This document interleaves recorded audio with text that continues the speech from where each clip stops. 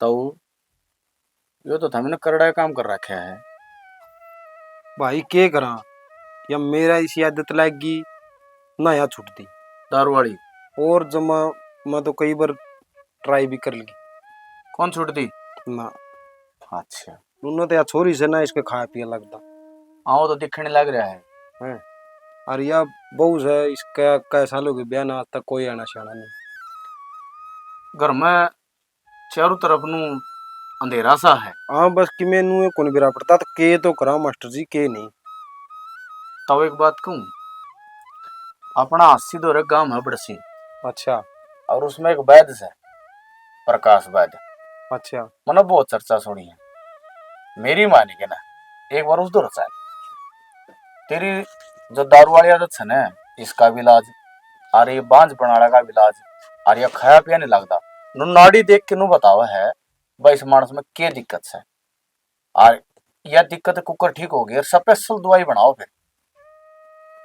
फिर भाई देर किस बात की है उड़े दवाई दुई तक कुकर आराम हो जे तो देर तो तवनु है पूछ लेन बड़का तय कदे इनका किमी और मन में हो इनका के दे आए।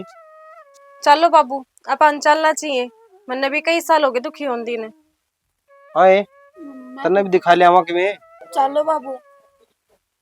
वो करो से नु रिया जणो तो कि मैं खान पीन ना को नहीं करा तो चला।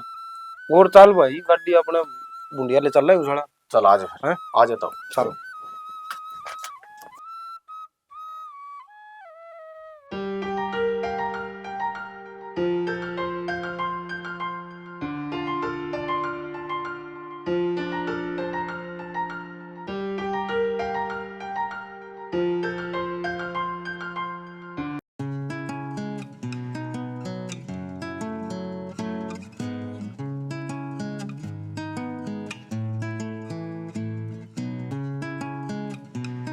कोई भी आप इलाज करा तो तासीर के अनुसार करा। तासीर का मतलब अनुसार जैसे मौसम, जैसे पहले सर्दी थी फिर खुश्की हुई अब गर्मी हुई, तो ऐसे ही हमारे शरीर के मौसम है और उन मौसमों को बिगाड़ के कारण ये बीमारियां पैदा हुआ है।